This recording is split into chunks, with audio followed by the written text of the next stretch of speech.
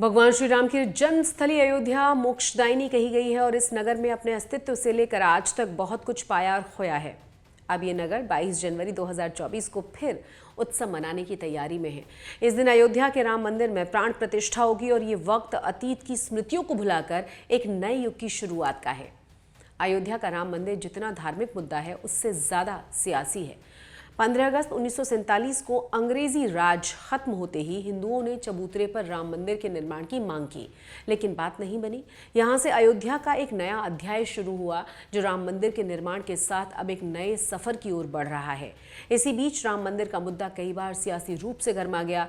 इस मुद्दे ने कभी देश की चुनावी फिजा बदल दी तो कभी किसी राजनीतिक पार्टी का सबसे बड़ा चुनावी हथियार बन गया। लेकिन कम ही लोग जानते हैं कि अयोध्या का राम मंदिर जब पहली बार चुनावी मुद्दा बना तो समाजवादी आंदोलन के पुरोधा आचार्य नरेंद्र देव को भी मुंह की खानी पड़ी थी। राम मंदिर मुद्दे का सियासीकरण आजादी के एक साल बाद 1948 में शुरू हो गया था। तब इतिहास में पहली बार चुनाव में राम मंदिर का इस्तेमाल किया गया था और कांग्रेस ने एक बागी को हराने के लिए हिंदुत्व के नाम पर वोट मांगे थे। तब से लेकर आज तक राम और मंदिर पर सियासत समय समय पर हलचल पैदा करती रही है।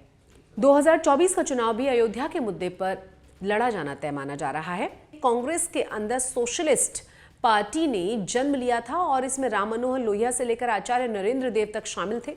इस वर्ग की मुख्य कांग्रेस से अक्सर टकराव रहा करता था। 1948 आते आते ये खींचतान और ज्यादा बढ़ गई और इस वर्ग ने कांग्रेस से खुद को अलग कर लिया।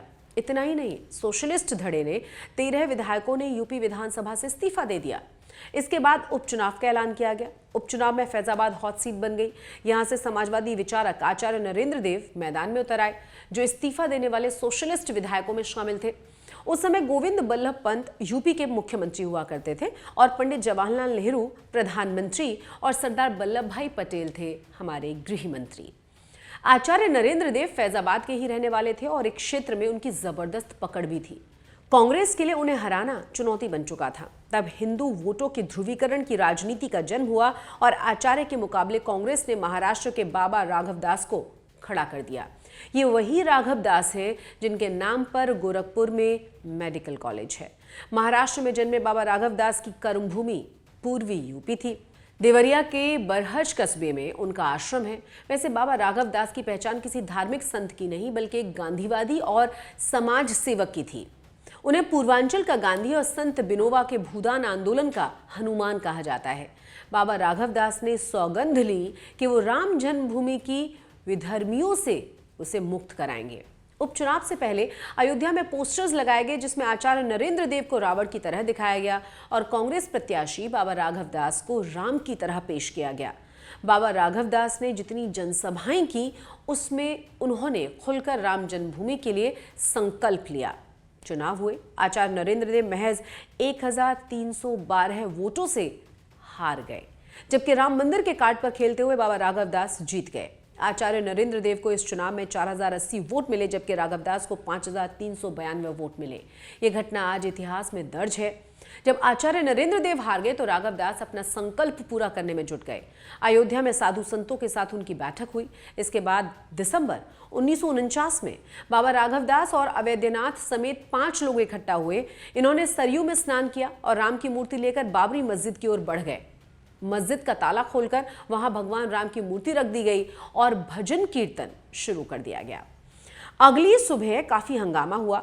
अयोध्या में जो कुछ हो रहा था पूरे देश में एक सनसनीखेज पूरा मामला था ये उसके लिए। और उस वक्त के नायर फैजाबाद के डीएम हुआ करते थे।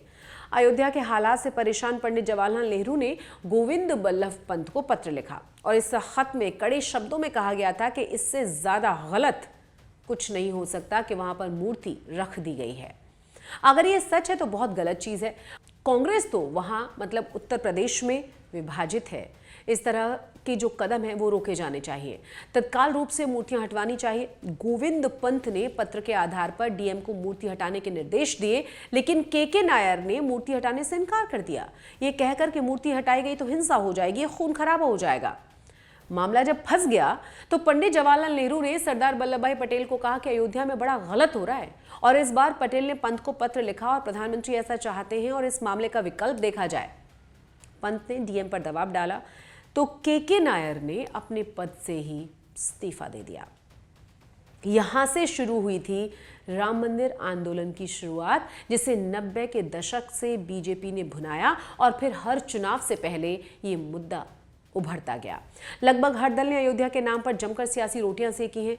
यानी ये आंदोलन शुरू से किसी ने किया, बीच में किसी और ने पकड़ा, किसी और दल ने। अब अयोध्या में भव्य मंदिर का निर्माण हो रहा है, जिसके नाम पर 2024 का चुनाव लड़ा जा रहा है।